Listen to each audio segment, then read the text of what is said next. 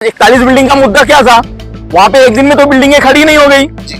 एक दिन में बिल्डिंगें बन गई क्या सर? बाकायदा उनको घरपट्टी दिया गया, पानी कनेक्शन दिया गया, बाद में तोड़ दिया गया। तो इसमें नुकसान किसका हुआ? किसी सरकारी ऑफिसर का नहीं हुआ, किसी आयुक्त का नुकसान नहीं हुआ। वहां के गरीब जनता रोड पर है। तो कल यही हाल यहाँ पे भी होने वाला। देखेंगे कि ये जो आयुक्त साहब थे अनिल पवार जी, उनका पंडक देखिए, वो किसी भी आम आदमी से मिलते नहीं थे। उनको मिलने का इतना बड़ा प्रोटोकॉल था। एक आईएएस ऑफिसर का क्या होना चाहिए? उसका डायरेक्ट पब्लिक के साथ संवाद होना चाहिए।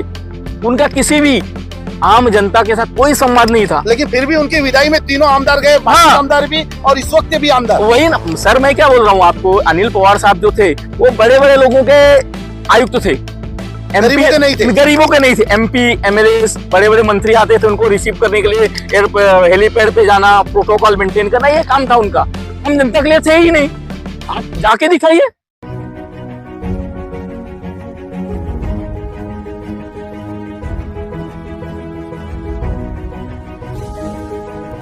नमस्कार, आप देख रहे हैं पीवीपी न्यूज। मैं राकेश तिवारी। इस वक्त हम विरार में खड़े हैं, विरार डैम पे खड़े हैं और यहाँ की कई कारण है। जैसे यहाँ पे दर वर्ष कोई ना कोई बच्चा डूब के मरता है, कोई ना कोई आदमी डूब के मरता है। उसके बाद विरार में महानगर पालिका का जो भ्रष्टाचार है किस हद तक गया हुआ है कि आप कहीं भी जाओ, पूरे वसई तालुके की बात करता हूं मैं, कहीं आपको रोड रास्ते अच्छे नहीं मिलेंगे। भाई देखिए मेरे माध्यम से आप मैं साइड में दिखा रहा हूँ कि रोड रास्ते किस हालत में है। हमारे टैक्स के पैसे, हमारी मेहनत की कमाई, शीश महल बना लेते हैं अधिकारी। 7 से 8 सहायक आयुक्त ऐसे हैं जो भ्रष्टाचार में इतने लिप्त हैं कि वो पकड़े जाते हैं तो उन्हें क्या किया जाता है, ज्यादा से ज्यादा इस वार्ड से उस वार्ड, उस वार्ड से इस वार्ड, खाली यही एक ड्रामा किया जाता है। क्योंकि बड़े अधिकारियों को मालूम होता है कि इसने कहाँ कितना भ्रष्टाचार किया है, कहाँ कितना क्या लेन देन किया है। एक रास्ते का जो रास्ता बनता है, एक नाली गटर बनती है, उसमें 40 से 50% खाली कमीशन जाता है। तो रोड किस हालत में बनेगा? ठेकेदार कैसे बनाना है, उसको इतना पैसा डालेगा, चीजें डालेगा, डामर डालेगा या मटेरियल अच्छा डालेगा, सीमेंट डालेगा, पत्थर कंक्रीट अच्छा कैसे डालेगा जब उसे 40 से 50% कमीशन देना है? 25% तो सीधा सीधा आयुक्त को चला जाएगा। फिर उसके बाद जो इंजीनियर है, जो सहायक आयुक्त है, वो मिल बटोर के खाएंगे। तो रोड रास्ते कैसे बनेंगे? एक रोड 1 साल तक कैसे चलेगा? 6 महीने में वो रोड खराब हो जाएगा। हमारे बीच में वकील साहब हैं, समाज के कई मुद्दों पे लोगों के लिए खड़े रहते हैं। सर नमस्कार। नमस्कार। नमस्कार सर, ये जो माहौल है, ईडी की रेडगिरी, क्या कहना चाहेंगे इसके ऊपर? सर देखिए, सबसे पहले मैं आपके चैनल का बहुत बहुत धन्यवाद करता हूं कि आप वसई विरार में हमेशा एक निष्पक्ष होके इस भ्रष्टाचार के खिलाफ आवाज उठाते रहते हैं।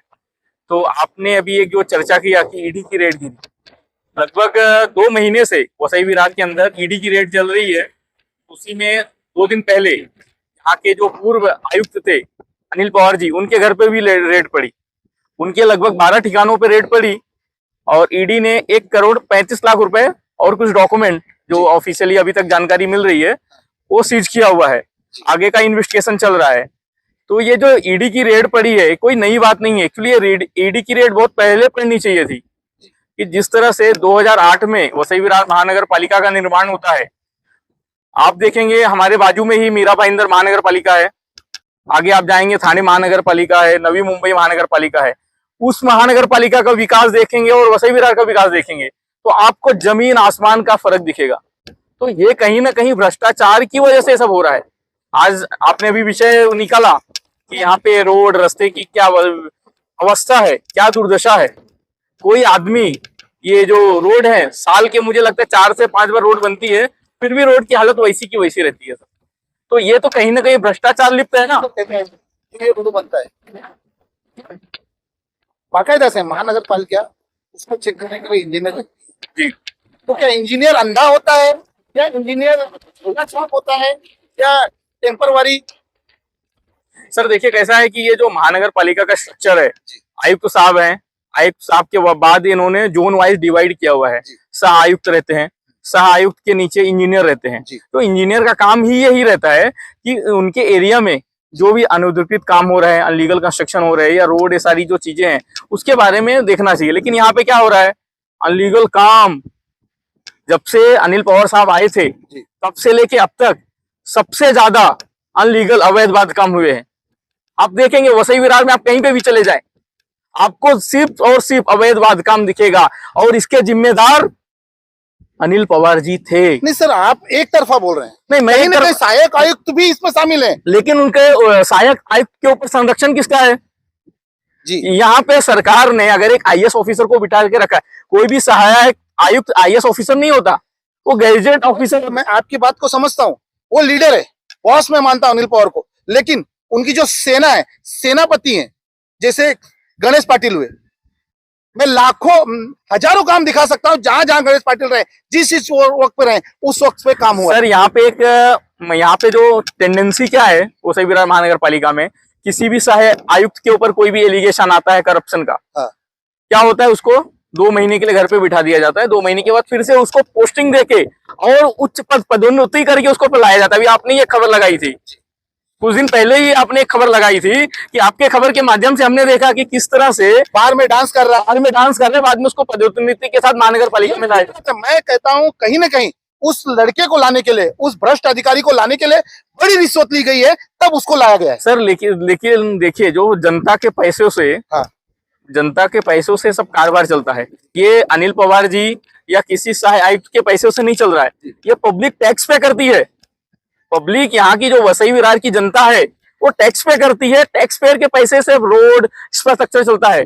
लेकिन उनकी अवस्था क्या है, ये लोग पैसे से पब्लिक टैक्स तो ले रहे हैं, पब्लिक जनता से टैक्स तो ले रहे हैं, लेकिन उसको इस्तेमाल कहाँ कर रहे हैं? अपने घर में इस्तेमाल कर रहे हैं, अपना कांच का महल बना रहे हैं, कोई फार्म हाउस बना रहा है, कोई लैंड खरीद रहा है, कोई होटल का बिजनेस कर रहा है, उसमें इस्तेमाल किया जा रहा है वो पब्लिक का पैसा। सर इस वक्त जो सी प्रभाग है, विल्सन गोलजाल्विस है यहाँ के सहायक आयुक्त, और आपको क्या लग रहा है, जैसे फुलपाड़ा हुआ, सकार नगर हुआ, जो एरिया क्षेत्र है, जिस धड़ेले से चाली का बांध काम हो रहा है, चाली का बांध कर रहा है विल्सन गोलजाल्विस और उनके इंजीनियर, एक रूम के पीछे 30,000, एक गाले के पीछे 50,000 ले रहे हैं।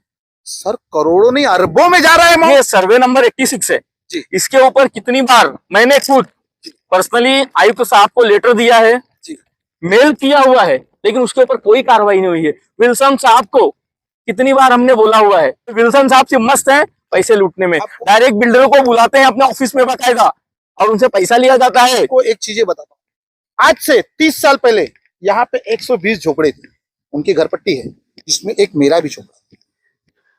उस वक्त ये कहा गया कि 300 मीटर के अंदर, 300 मीटर डैम जो कहा जाता है पानी का जल तरण के अंदर कोई भी अनधिकृत बांधकाम नहीं हो सकता। उस वक्त यह करके मेरी पढ़ाई छूटी थी सर। उस वक्त आप समाज सेवक हैं, आप वकील हैं, मेरी पढ़ाई छूटी थी उस वक्त। महानगर पालिका ने पूरा साफ कर दिया था, और अब आप देखिए 300 झोपड़े बन गए यहाँ पे। कितने झोपड़े बने हैं? ये सब अनिल पवार साहब की मेहरबानी है, उनकी छाया के बाद ये सब हुआ है। अनिल पवार जी और ये विल्सन, सूर्यवंशी जी भी है कहीं पे, सूर्यवंशी जी भी हैं, जो भी जिम्मेदार हैं, जो भी यहाँ पे सूर्यवंशी जो अभी आए नहीं, जो बांधकाम के सूर्यवंशी है उनकी बात कर रहा हूँ, किस हिसाब से भ्रष्ट है। सर मैं वही बोलता हूँ आपको, जितने भी लोग जिम्मेदार हैं, जिनके संरक्षण में इस तरह का अवैध बांधकाम हुआ है, देख रहे हैं कि किस तरह की हालत बना के रखी है। इस ये जो निसर्ग है, जो जल तरण तालाब है, उसके आसपास में इतना अवैध बांधकाम करने का जो हिमाकत इन बिल्डरों की है, इनका संरक्षण कौन कर रहा है? यहाँ के आयुक्त साहब ने किया, इन प्रभाग के इंजीनियरों ने किया, यहाँ के सभापतियों ने किया, तभी आज इतना बड़ा बांधकाम हुआ है। सर क्या एक दिन में तो नहीं हो गया बांधकाम? से अभी आपने बोला अगर इस पे कार्रवाई नहीं होती है तो आप लोग क्या एक्शन लेंगे? सर इसके लिए हमने बाकायदा पाठ पुरावा किया है, हमने महानगर पालिका को लेटर भी दिया है। अगर आगे महानगर पालिका अगर हमारे शिकायतों पे कोई कार्रवाई नहीं करती है तो हम इसके लिए आगे लीगल जो प्रोसेस है, हम लोग इसके लिए बाकायदा हाई कोर्ट में PIL भी फाइल करेंगे। क्योंकि ये लोग क्या कर रहे हैं, आम लोगों को फंसा रहे हैं, जो गरीब जनता है। आज 41 बिल्डिंग का मुद्दा क्या था, वहां पे एक दिन में तो बिल्डिंगें खड़ी नहीं हो गई, एक दिन में बिल्डिंगें बन गई क्या सर? बाकायदा उनको घरपट्टी दिया गया, पानी कनेक्शन दिया गया, बाद में तोड़ दिया गया। तो इसमें नुकसान किसका हुआ? किसी सरकारी ऑफिसर का नहीं हुआ, किसी आयुक्त का नुकसान नहीं हुआ, वहां के गरीब जनता आज रोड पर है। तो कल यही हाल यहाँ पे भी होने वाला है, तो इसका जिम्मेदार कौन होगा? कोई आयुक्त साहब तो चले गए जी, आयुक्त साहब तो चले गए, लेकिन यहाँ पे रहने वाला नागरिकों का नुकसान हो रहा है ना जी। यहाँ पे जो नागरिक बेचारा रिक्शा चला के, भाजी बेच के एक एक पैसा जमा करता है, अपने जीवन की पूरी जमा पूंजी जमा करता है, उसको एक झटके में बिल्डर और ये सरकारी तंत्र के ऑफिसर जो महानगर पालिका के भ्रष्ट अधिकारी हैं, ये महानगर पालिका के भ्रष्ट अधिकारी एक साथ में लूट रहे हैं, ये दोनों मिलके लूट रहे हैं, ऑफिशियली लूट रहे हैं।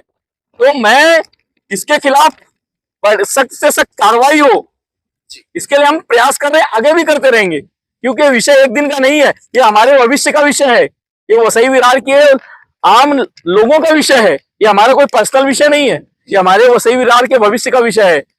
जिस तरह से अवैध बांधकाम चल रहे हैं जी, मेरा अब देखिए, आपने जो कहा ये मैं मानता हूं कि यहाँ पे अनधिकृत बांधकाम हो रहा है, लेकिन जो सिपाही हैं, जो सेनापति हैं, राजा तो ईडी के घेरे में आ चुका है।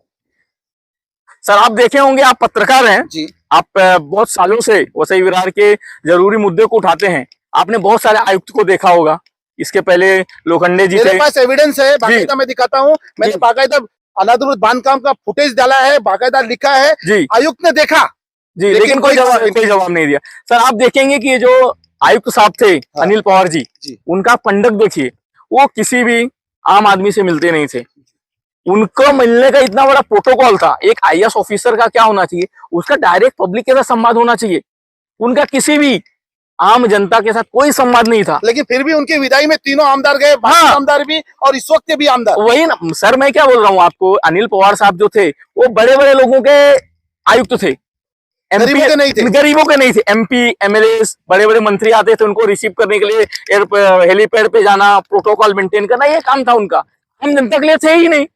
आप जाके दिखाइए, मुझे किसी भी आम नागरिकों का फोटो मिलने के लिए उनके पास टाइम नहीं था, फोन नहीं उठाते थे, पत्रकार बाकायदा फोन नहीं उठाते थे।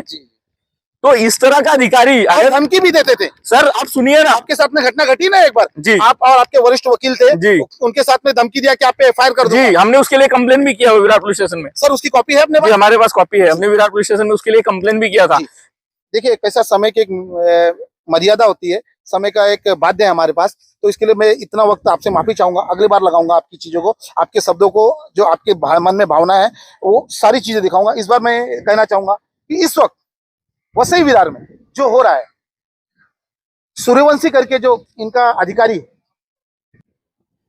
विल्सन, गणेश पाटिल और जो इंजीनियर है, मैं सभी का नाम ले लेना, मेरे पास वक्त नहीं है, सभी इंजीनियर को जानता हूं, सभी अधिकारी को जानता हूं, सभी उपायुक्त को जानता हूं, सहायक को जानता हूं, लेकिन भ्रष्टाचार में लिप्त ये 3-4 जन कुछ जरूरत से ज्यादा है।